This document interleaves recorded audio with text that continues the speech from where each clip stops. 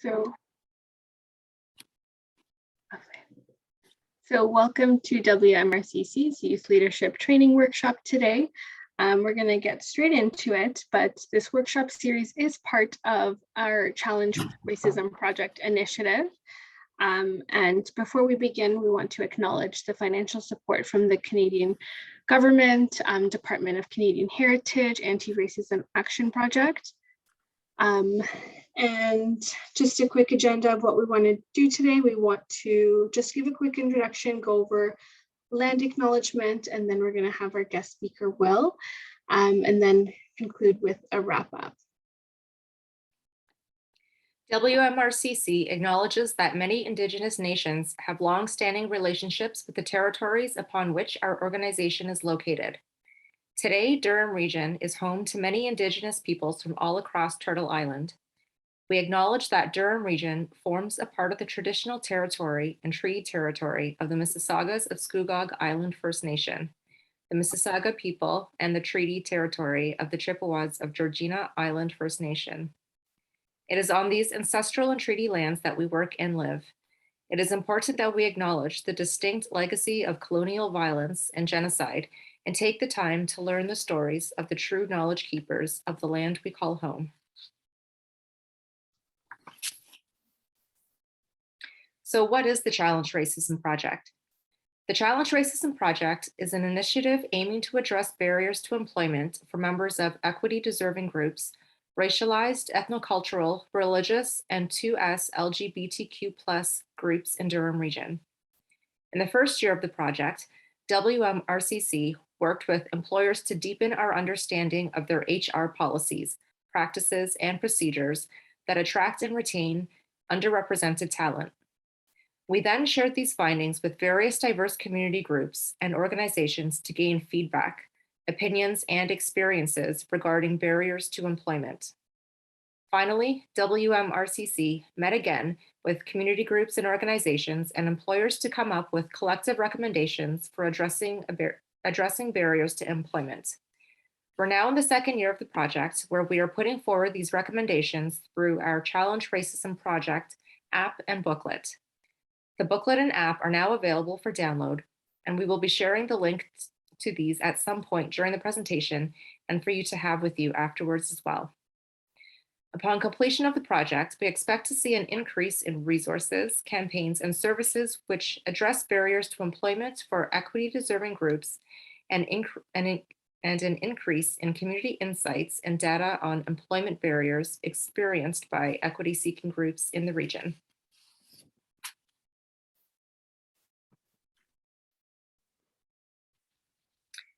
So we're going to move into our guest speaker series. Here with us is Will Selviz. He's going to share his personal journey in combating and dismantling racism and discrimination. But before we get into it, I'm just going to introduce him to you. He was born in Venezuela, grew up in Kuwait, and immigrated to Canada in 2013. Will Selviz is an Afro-Caribbean multidisciplinary designer who specializes in immersive media technologies such as 3D animation, virtual reality, augmented reality, AR, and 360 video. After graduating from OCAD University's Digital Futures program, he went on to found RENDRD Media, whose past clients include Nike, NBA, Microsoft, Best Buy, Revolt TV, Prada, and Universal Music. So I'm going to turn it over to you, Will. Welcome. Hello, thank you so much. Thanks for having me today, and again, thank you for introducing me. My name is Will Selviz. I'm a multidisciplinary designer. I go by the title multidimensional designer, mainly because I think of space in different ways, which I'll go into today. But more importantly, I wanted to apologize that my throat is not so great, so I am a little bit more muffled than usual. So bear with me, but I'm super excited again to be here with you. So I'm going to share my screen real quick to go over a few slides that I have prepared. But as you mentioned, my name is Will Selviz. I'm a multidimensional designer. My background is in drawing and painting since I was really young. Again, I was born in Venezuela, lived there till I was about 13. So for a big part of my life, I was drawing and painting. Then when I moved to Kuwait, I really got to like Photoshop and things like that. And I had a lot of professors and teachers that supported me and my craft. So that took me into getting into photography as well before I left Kuwait. And in early years in Canada, I was also freelancing as a photographer. And in tandem with a few other things, I was also doing animation. But I will touch on why I left animation and sort of came back to it. It had a lot to do with accessibility and entry barriers from a financial standpoint. But videography and branding are sort of the latest to add to my, things that I do as a professional. And so yeah, a bit of a journey started in Venezuela. I was born and raised there till I was about 13. My dad got transferred to Kuwait. So we moved to Kuwait when I was really young.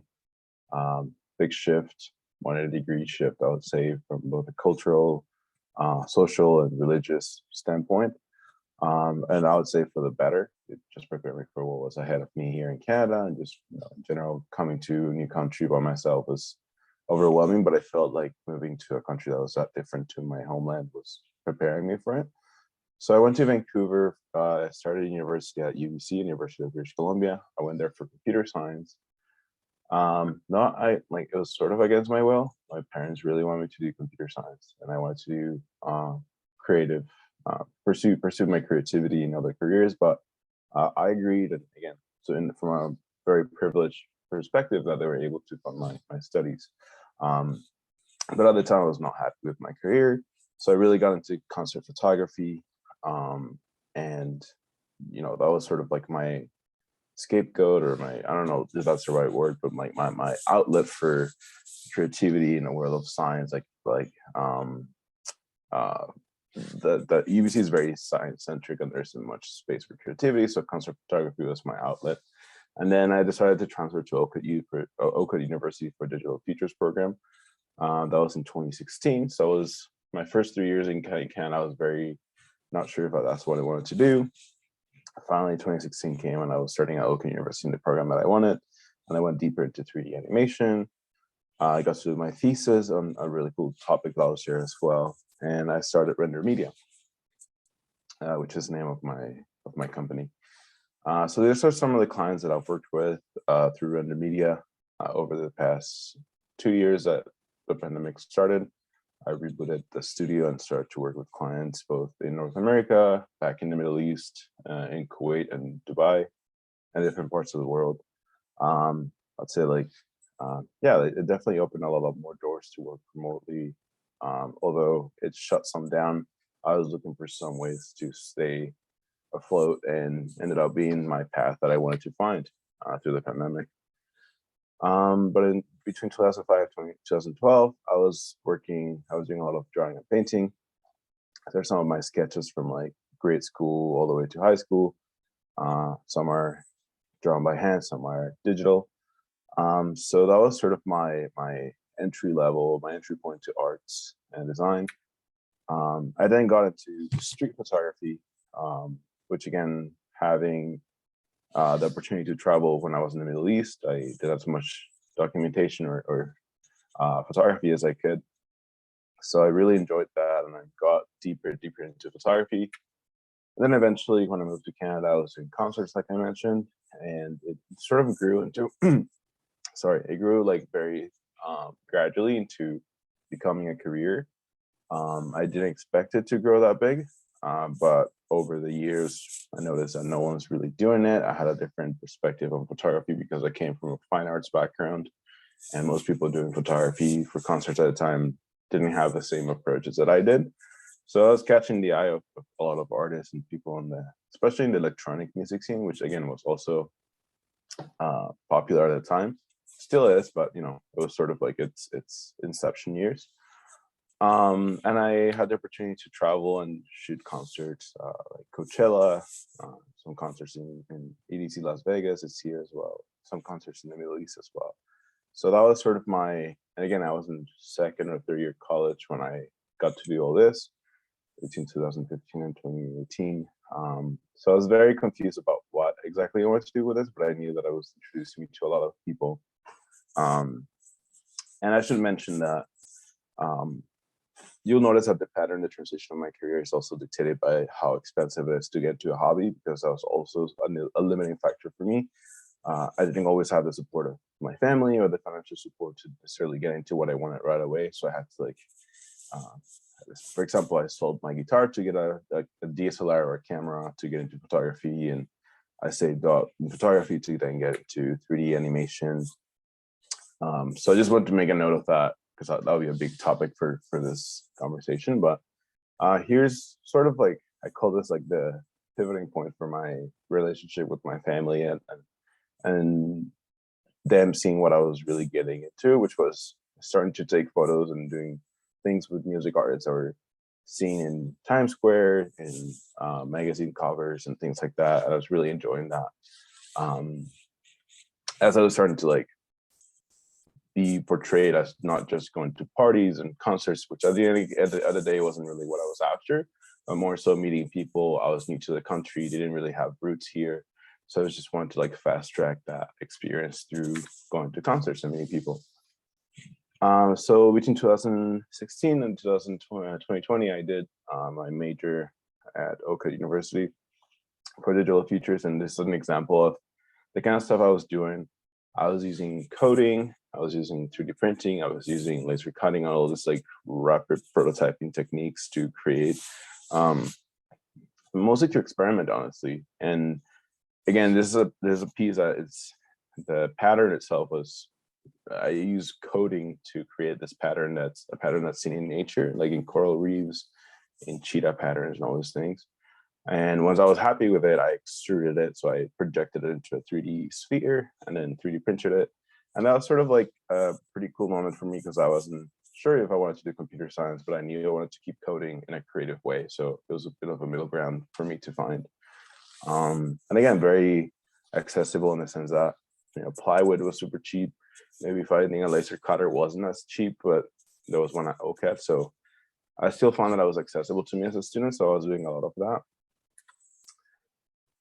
So then I got a co-op. I actually had like 4 co-op placements at OCAD University. One of them was Art and Science, which is a, let's call it a digital marketing agency that also works in installations and experiences, like in person. So I got to work in a VR project.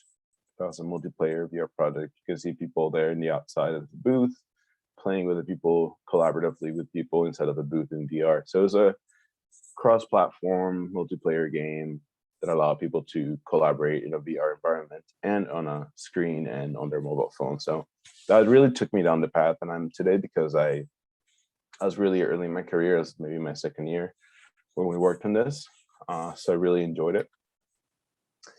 And this is actually, so Air Max Day 2019. Air Max Day is a let's call it a holiday for Nike, where they celebrate the Air Max technology. Happens every year. And this was my first gig in Kuwait for 3D animation, where they hired me to work on something that was celebrating both Air Max Day and also Kuwait. So you see the Kuwait towers there, very iconic for Kuwaitis. And it was a bit of a taste for me to, get into like what I wanted to do with 3D animation. More of that, working with some brands in Dubai. And then I also have a big passion for sneakers. I would say that sneakers was sort of like my gateway to Western culture, because it really introduced me to a lot of things that I wasn't aware of. I just like, and it also introduced a common ground between me and maybe people that I had nothing in common with, but we both like sneakers. So all that to say, I'm a sneakerhead. So I actually really enjoy creating content and things around it. So I actually did my thesis on sneakers, funny enough, at OCAD University and at the Mars building at Autodesk. So the Mars building being such a innovative, cutting edge, amazing place to be in, and Autodesk also being a company that has opened the opportunity to students.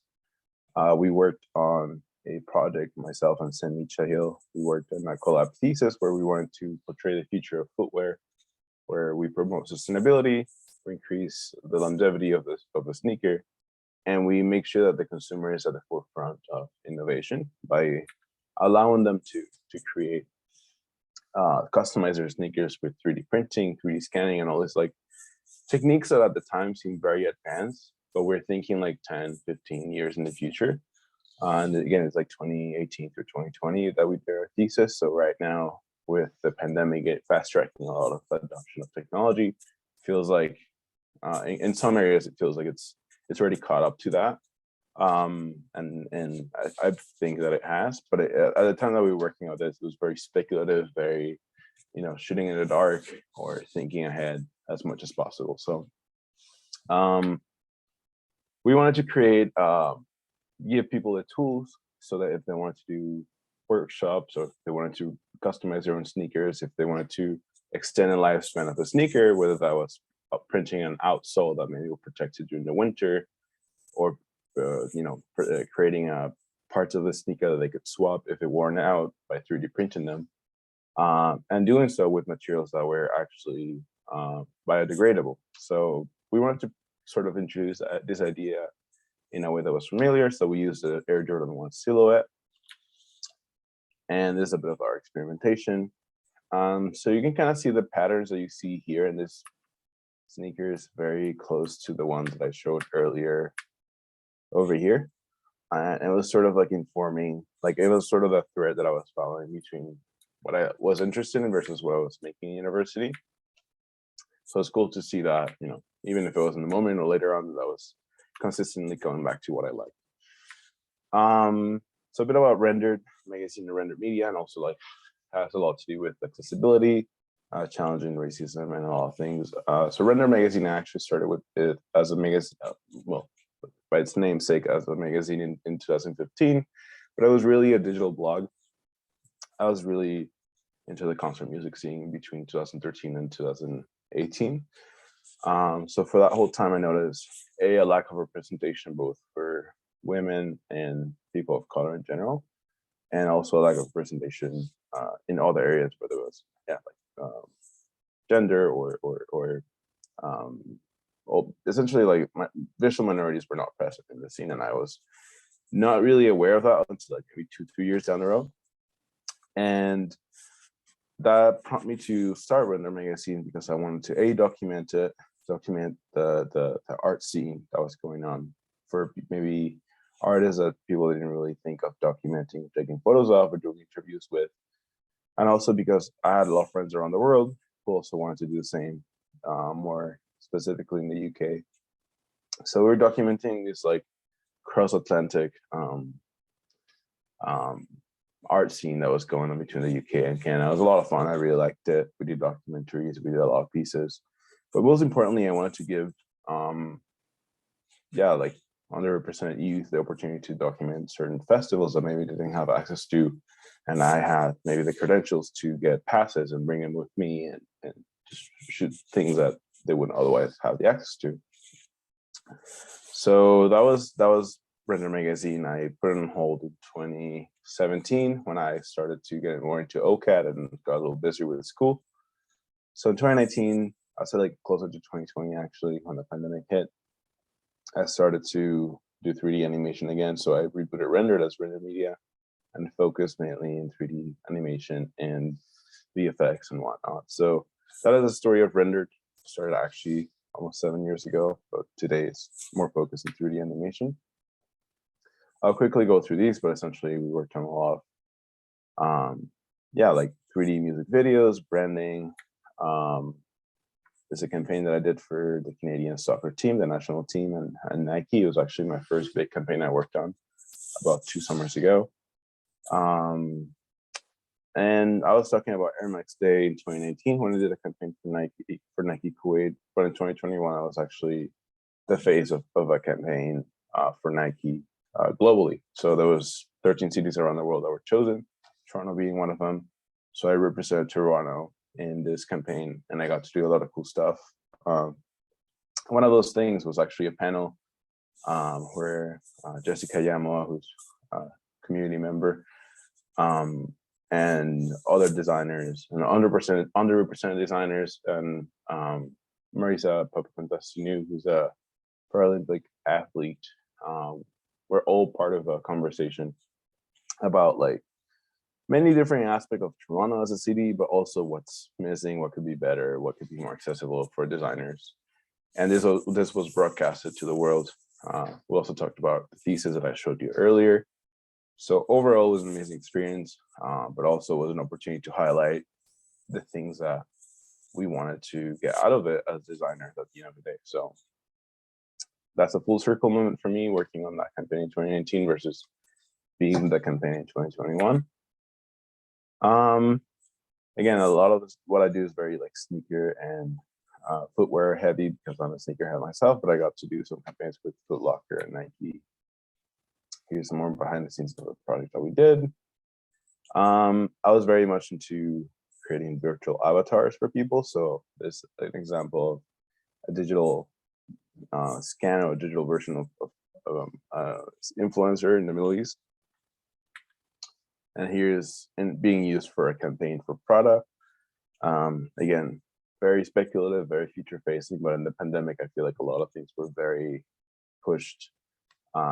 We had no other option but to come up with creative ways to do marketing assets remotely.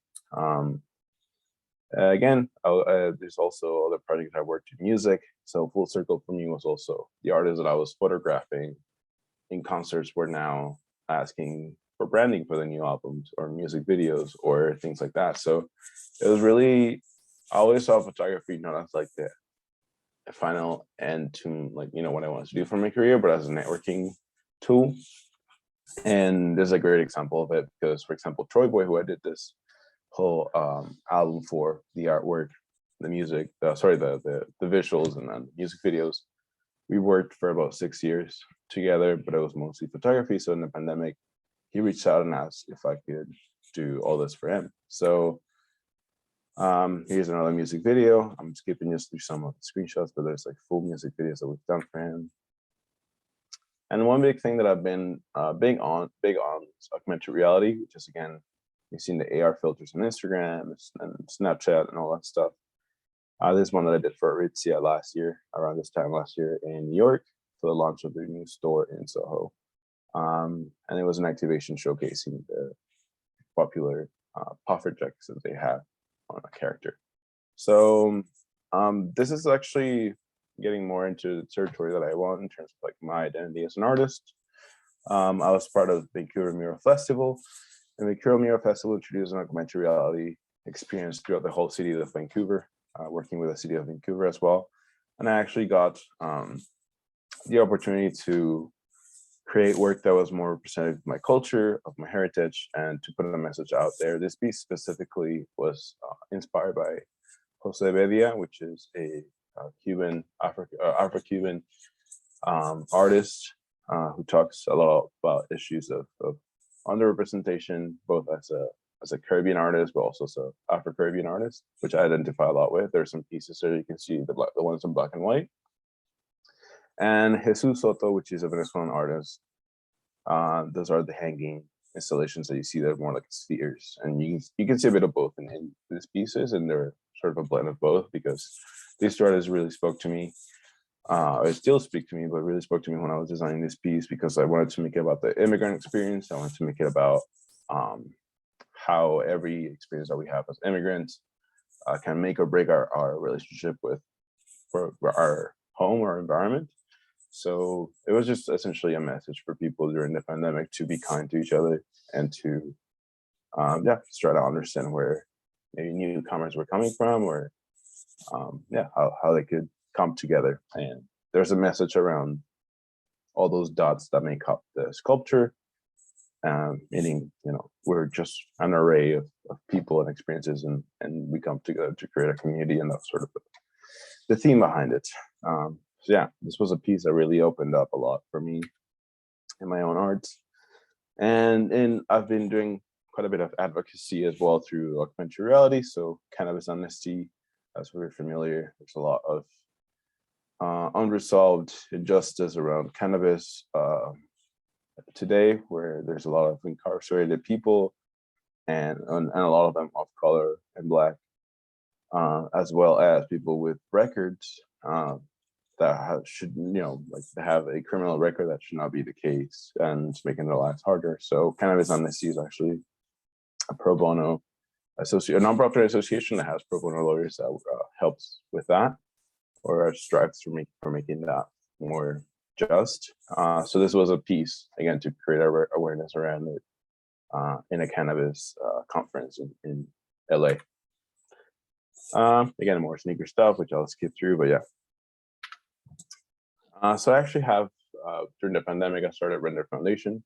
As I mentioned, a big part of my challenges was not just convincing my parents to be on my side when I wanted to do my creative endeavors, but also finding the right funding, the tools. Getting into 3D was at least maybe 2 or 3 grand that I had to save up. Photography wasn't really the most lucrative career that I had. Neither was drawing, but I knew that all of those were sort of leading towards something. So eventually I was able to save up for a computer. So I bought a computer and that's when I started freelancing in 3D. But until that point, I realized that as I was visiting a lot of events, industry events here in Canada, and I was a part of a lot of the tech incubators. And after speaking with my mentors, who also just happened to be doing research around the representation of, the lack of representation rather in those spaces, and the reasons why that's the case, I was sort of putting 1 + 1 together and realized, hey, there's not that many of us here. Why is that? So I started to ask people who during the pandemic were pivoting fields and asking them, would you like to get into 3D and what's stopping you? And all of the answers were, it's too expensive to get into, or we don't have the resources to, or the tools are just very trivial. So I spent a lot of my time, and still to this day, I volunteer a lot of my time helping people transition from one medium to another. So say graphic design to 3D. And also funding the tools that they need to be able to do so. So one of those things, for example, is having computers that are running all the time somewhere, say in Canada, and they're able to remotely control them and use them through their computer so that they don't have to make that initial, entry cost of buying the computer, the software, and all the things already available to them to use. They just have to log in and control it remotely, and it works perfectly. So that was a lot to cover, but this was sort of the full circle moment for me, because I wanted to make things a lot easier for the next generation of people. And also right now I'm working a lot on, sitting one-on-one with parents who maybe don't know exactly what their kids want to do, and sort of reinforcing that idea that, it's as much as we want to make it about the destination, it's about the exploration they make throughout your youth, their early years, and how they scratch that itch to learn something new or explore something new, and the support that their parents give them, that it's really making a difference today. So yeah, that's RENDRD Foundation. We essentially help educate and employ underrepresented youth from underrepresented communities at the intersection of creative and digital innovation. So if anyone has an interest in learning creative or digital tools, I either sit down with them and mentor them, or have someone else who's better than me at that specific topic, or provide them with the tools that they need so they can accomplish it, whether that's physically or remotely. But yeah, that's pretty much it. Just wanted to give a bit of overview over everything, but yeah, that's who I am, that's what I do, and I love to just leave it at that. But if you have any questions, I'll have to answer.